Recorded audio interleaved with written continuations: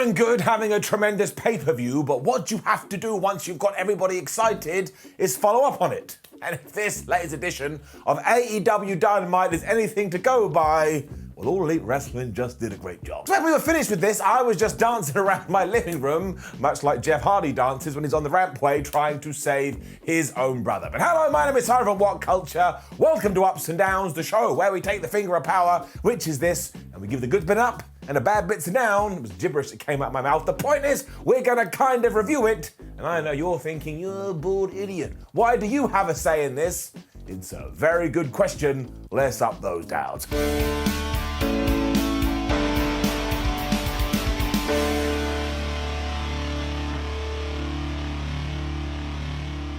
This Chris Jericho, Eddie Kingston feud is fire. Because Jericho kicked off Dynamite by coming to the ring and getting a microphone and saying, "Thank you so much, Mr. Kingston, because you awoke something inside of me that I haven't felt in years, and because of that, I would like you to come to this squared circle, and I'm finally going to shake your hand." As his name had been said, and this was a professional wrestling show, Eddie did come out, and man, you have to go and watch this. Anytime he talks, I am just mesmerized, especially because he's so damn honest. He was all like, man, on the Friday before the pay-per-view, I was so worried, I was so scared because I knew this was the biggest match of my career. I just wanted to go out there and get crazy, but I didn't do it because I wanted to remain true to myself. And then shut down some idiot fan that was doing the whole what thing and even said, "Stone Cold Steve Austin ain't here, bro." And he was totally correct. And at first, Chris Jericho totally agreed with him. He's like, "You know what? I should have shaken your hand. I made a terrible mistake, but please let's make it up now." I mean, you could just see what was going to happen, but that's totally fine. This is how good stories are told. And just as they did touch palms, out came Danny Garcia, and out came 2.0. They jumped everybody, which is when Santana and Ortiz had to come and make the save, and they gave Floyd the baseball bat to Chris Jericho. And just when it looked like he was gonna twonk these fools, he turned on his Inner Circle boys and he beat him up. Jake Hagar then put in his application for the Oscars because he came up going, "Oh my gosh, what is happening?" And then instantly joined Chris Jericho. Honestly, it took him around about 3.2 seconds to decide. And all of this finished with Eddie Kingston being hurled through a table. I tell you, it looked devastating. Jericho then grabbed a mic and said that alongside 2.0 Daniel Garcia and Jake Hagar, this is now the Jericho Appreciation Society. And I tell you why I like this name, because when you put it together, it means he is now officially in jazz. This was such a good angle though, because Jericho going bad guy is 100% the right thing to do, and also making sure we spotlight 2.0 and Garcia is just absolutely the correct path to take. So I'm going to give it a round of applause. I cannot wait until round 2, because AEW doesn't often do rematches, so it gets me excited. And it's getting it up. We then had a quick video reminding you that the CM Punk MJF feud was absolutely brilliant when it was time for a world title match. I mean, what was going on? It all does come down to AEW's rankings though, because Dante Martin has been on a tear when it comes to singles competition, so it allowed him to shine one more time before he does go back into the tag team, and it was a great chance to remind you that Hangman Adam Page is a top champion. And look, yes, sure, I don't think anybody actually thought Dante was gonna climb the mountain here, but was it a super duper fun match that had one man just zooming around the place with the other guy kind of grabbing him and kicking his ass? Yes. And that was Dante Martin's strategy too. He was like, well, maybe if I hit Hangman Adam Page with every single move that has ever existed, I can win. And even though he did hit all of these moves, I'm pretty sure if it had gone 5 minutes longer, he would have found more moves, because the man just makes up moves on the fly. I mean, his dropkick got reversed into a powerbomb at one point, but he still got up and was like, "Rah, I'm just gonna run at you." And he probably shouldn't have done that, because eventually Hangman did hit the buckshot lariat. 1, 2, 3. And he won. So this was like adrenaline being hooked up into your veins, and we still weren't done. Because afterwards, Tony Schiavone took a microphone and he stuck it into Hangman Adam Page's face. And after he did say, "Oh, Dante, if you ever climb back up here, I'll give you another shot," he got interrupted by Adam Cole. So that is 26 interruptions in AEW and 78 in all of professional wrestling. And this is yet another feud where it looks like we're gonna do some rematches. Because while Cole was super pissed off here, what he really wants is a 6-man tag team match. Hangman can go and find 2 friends of his choosing, and he already knows who he's gonna pick. In fact, it's 2 people that Paige knows very well. Because I'm a massive wrestling nerd, and because I'm a massive wrestling geek, I was gonna pick the Young Bucks. And then in a roundabout about 40 minutes, I was going to be proved very wrong. What will probably happen long term, though, is that the Young Bucks do realign with Adam Page, and then this magical water is just going to come out of my eyes. And all of this I thought was tremendous fun, and it made me want to see where it's going to go. AEW then continued this whole idea that anything could happen on an episode of Dynamite, as the commentators told us, oh well, that world title match didn't go very long, so now we're going to have an impromptu match later between Pac and Wheeler Yuta, when we then went straight in to Jon Moxley teaming with Bryan Danielson with William Regal as their manager. Honestly, I swear, I tell you, the warm and fuzzy feelings in my tum-tum were just shooting through the roof. They were facing JD Drake and Anthony Henry, who are also known as the Workhorse Men, and that must be the greatest tag team name I've ever heard in my life. And because they've been busting it out on the indie scene for years, they actually had a little bit of offense for Mox and Bryan. And do not get me wrong, this was basically Danielson and John just going absolutely crazy, and there were some chops in this match that if your mum saw them happening to you, she'd be sitting there going, man, I'm worried. Moxley was just biting people at one point, because why the hell not? And while he did almost kill himself on his dive, he got back in the ring, he hit the paradigm shift, then Bryan Danielson was here with the flying knee, he booted some people's head in before he locked in the label lock, everybody tapped out, and not only did these two guys win, but really, when you think about it, they should probably win for the rest of our lives. Regal looked like a proud dad the entire time, and afterwards he got a microphone too. What the flub was going on at this episode of Dynamite? It was like they wanted you to cry. That was their edict before they started. We are going to make everybody have water liquid come out of their face. And honestly, I swear they came close. Because not only was he super nice to Tony Schiavone, but when he drew a line under that,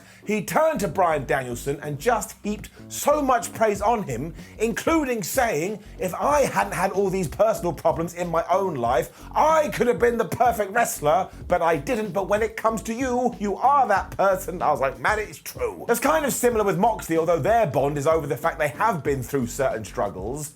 Then William Regal basically went, hey, if anybody out there is stupid enough to take these two on, they are going to kill you. So seriously, how did this just happen on a random show? Like, when it was done, I just stood up and started clapping. And don't get me wrong, there was nobody else in my house, so if there had been a power cut, I would have been stood in the dark doing this with my hands like a seal, but I wouldn't have cared. This is exactly the kind of thing I want from my professional wrestling, and it's get it up. And then we tease that there may be problems between Hangman Adam Page and the Dark Order.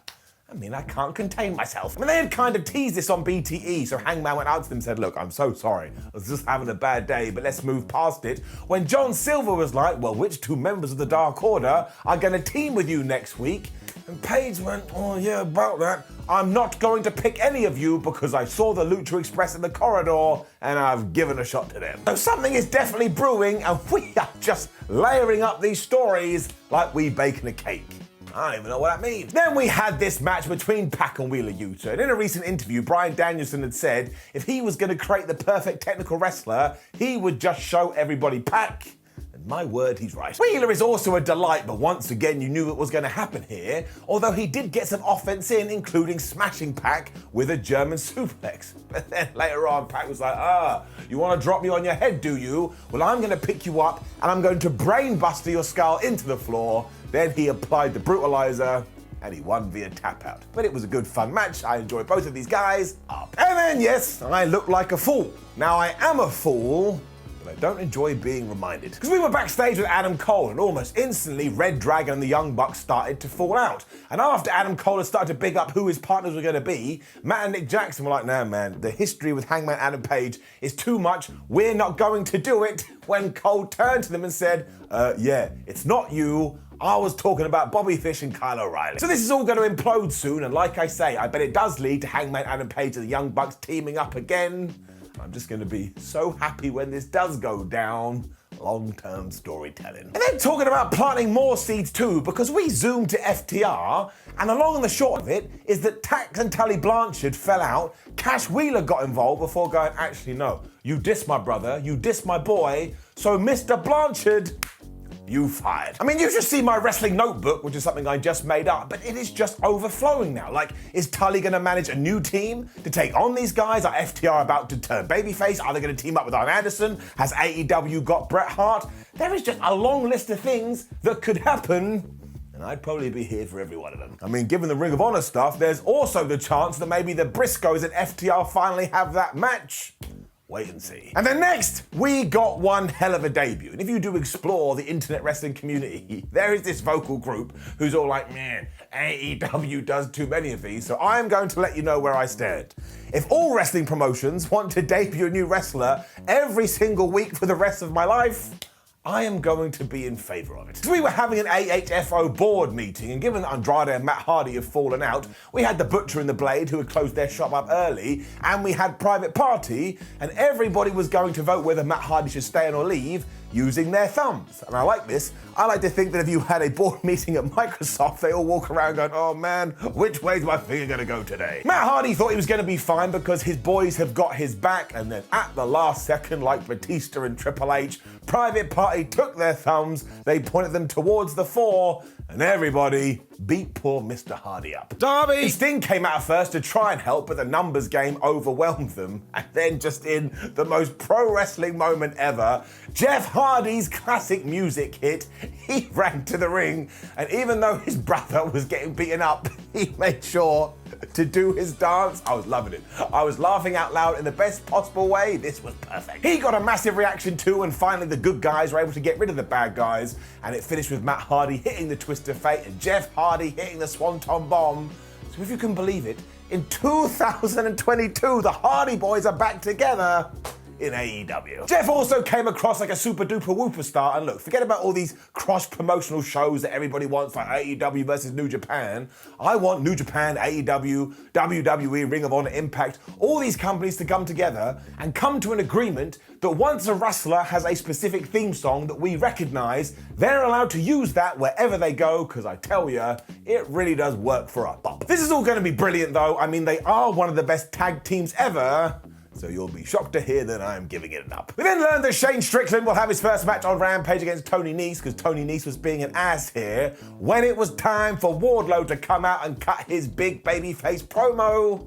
Nailed it. Now let's not forget that most of the time when we have seen Wardlow over the last few years, he has just stood there and looked intimidating. So he was gonna have to give us quite the explanation. Bravo to that guy. I thought he did a great job. His major point was that he was going to stop supporting MJF's dreams and start focusing on his own instead, and he even explained why he did this. He grew up poor, he wanted to be able to support his mother and his family, and he knew that professional wrestling was a good way to do that. So when Maxwell Jacob Friedman offered him a lot of cash, he knew that MJF was an asshole, but he felt like he had to do it. He still thanked Maxwell for helping getting his foot in the door, and he also agreed, look, you go your separate way and let me out of my deal. I'll go my separate way because I want to be the TNT champion, and that way we can just call a spade and leave this all in the past. And I'll level with you, I don't think that's going to happen. This was a really smart way to come across as a good guy while also being an intense son of a gun. What I think is going to happen is he is going to challenge for that TNT Championship, and somebody called MJF is going to screw him over. But that makes all the sense in the world given what we did do in our main event. So it's a couple of thumbs for Wardlow, which would also mean that he's still in the Andrade Hardy family office. Shouldn't have said it, but I'm giving it an up. QT Marshall was then trying to sweet talk Keith Lee into joining him, and Keith Lee just went, nope. And I don't know why I found this so funny, but it was like a kid going, oh, mum and dad, can we have McDonald's? They just turn around and say, denied. They did mention Ricky Starks and Team Taz here, so I'm sure all these three things are gonna come together. Good. It was then time for Simon's favorite tag teams in AEW come together, because it was the Jurassic Express taking on the Acclaimed. Once again, I just thought it was really fun. Max Caster and Anthony Bowens attacked these guys straight away because they are a couple of dingleberries, but even when Luchasaurus was walking around going rah and throwing them all over the place, once again Anthony Bowens cast a distraction, which allowed the Acclaim to get back into it. Now I do believe it was Luchasaurus' birthday recently, and he's like 9 billion years old or something, but happy birthday to him. He rocks. Jungle Boy was then doing his thing and flying around the place, and honestly, if you do keep an eye on him, he gets better every single week. When he made the hot tag to Luchasaurus, and honestly, have a proper think, and there may be people on the same level, But does anybody do this better than him? I say no. The champs then went for the Doomsday device, but Anthony just shoved Jungle Boy to the floor, and straight after there was a mic drop, and seriously, that got a really close near fall, and like the idiot I am, I almost bought it. Instead, Luchasaurus broke it up at the last second. This is when Christian was like, wait a minute, these guys are being a couple of dicks, I need to interfere, which then allowed the Jurassic Express to hit the Doomsday device. They got the 1, 2, 3, and they are still your tag team champions. Jade Cargill and Mark Sterling then quite literally asked who is next, and given that this was in reference to an undefeated streak, they know what they were doing when it was time for a #1 contenders match, Thunder Rosa versus Layla Hirsch. Now, I want to make it very clear that I'm a big fan of both of these people. Layla Hirsch is awesome and Thunder Rosa is a superstar in the making. But I do have to say, this story has got a little bit weird. Like, Britt Baker beat Thunder Rosa at the pay-per-view, and then 3 days later, she's back in a #1 contendership match. Now, I do understand it. It's because Britt Baker and her goons screwed her over, but it still does make you scratch your head, especially because Layla Hirsch was the top-ranked person. She should have been like, no, Thunder can go back-to-back the line, where's my opportunity? And the flip side to this is that our major goal is to tell Britt Baker that Thunder Rosa isn't going to go away, hence why here she hit the Thunder Rosa fire driver, it's not called that, I just made it up, and she got the victory. We then added even more story in there because it was announced, okay, it is going to be you versus Britt Baker next week, and it will be in a steel cage, because we got to keep those goons out the ring. So all of this is actually quite smart. Britt was then losing it backstage because she was like, oh man, this is a conspiracy, when we also learned that Mercedes Martinez will take on Jamie Hayter on Rampage. And while I'm sure that Thunder Rosa will win next week, which will tie into the fact that Britt Baker could only win when she gets help, and we're in Thunder Rosa's hometown, I just kind of think that maybe, just maybe, we should have done it at Revolution. That's just what I feel deep down in my tum-tum. And the match was okay, like it did its job, but the fans were so quiet because I don't think they believed the Thunder Rosa was going to lose. So when I wrap it up into a big ball, it's got to get it down. Our main event was for the TNT title though, as Sammy Guevara defended against Scorpio Sky. And the best thing, here it is, about this belt is you never actually know when it's going to change hands. Sammy used Barry Barricade almost instantly, so he knows what's going down, but then he set up a table and he went to the top rope and he tried to do the 630 through it. Scorpio Sky got out of the way, and I kid you not, it actually looked like Sam had died. That was a horrible, horrible fall. We sold this big time as well, as Ty Conte was out there to check on him and a bunch of referees, and eventually decided no, he can't continue, and they started to walk him to the back. But just at the last second, he was like, no man, I have to defend this championship. So he did get back in the ring. But the first thing Scorpio did was like, all right, and he chucked him over the top rope, and surprise, surprise, Guevara hit the floor, and he's like, oh no, I'm in a lot of pain. We then had even more story going on, because Paige Van Zandt was in the crowd, and she started to get into it with Ty Conte, and that was going to tie into what happened later, and then, man, once again we hit the go button. I mean, if anybody out there is going to criticize Scorpio Sky or Sammy Guevara for what they do in the ring, I think you're crazy. It looked like Sammy was going to win after he hit the GTH, but Sky still had his wits about him, so he rolled under the bottom rope. And if you can believe it, this ended with distraction. Because Paige and Conte lost it with each other, right down to Van Zandt grabbing Ty and throwing her into Simba the Steel Steps. And at this stage, Sammy Guevara was so confused, he forgot he was in a wrestling match. So Scorpio Sky creeped up, he picked him up onto the shoulders, he hit the TKO, he scored the 3, meaning, that's right, my friends, we have a brand new champion. Now, this was the right move because Scorpio Sky has deserved this for ages. And man, the aftermath of this, because all the good guys got beaten up, Paige Van Zandt took Ty Conte and dumped it onto Sammy Guevara's body, and then she signed her AEW contract on her ass. Don't get mad at me, that's literally what happened. So I'm also going to assume that we're probably going to do Paige Van Zandt and Scorpio Sky, who are part of Dan Lambert's crew, taking on Sammy Guevara and Ty Conte. And seriously, who saw that coming? Some people are also saying that Scorpio Sky is going to be a transitional champion, but like I said earlier, I don't think that's true at all. I think Wardlow will be screwed over by MJF, which will allow Sky to have a massive run. But even if that doesn't happen and Scorps only holds it for a little bit, that's fine. Once again, the TNT title should always make you go, well, I'm not 100% sure. So this was a very good end to Dynamite, and it's getting it up. Which brought us to the end of the show, and as I kind of made clear in the intro, it was just like getting energy and putting it right into your skull. It's not your skull, that's your arm. Don't know why I did that. Point is, it was good overall up. Now, please do leave a comment below and let us know what you thought about last night's episode of AEW Dynamite. Like the video, share the video, and subscribe. And remember the 3 things we always do. You go to WhatCulture.com, you follow us on social media, and more importantly, you go and watch as many videos as possible, because YouTube loves it. My name is Simon for What Culture. Thank you for joining me as always. I appreciate your time, I appreciate your engagement, and I will see you soon.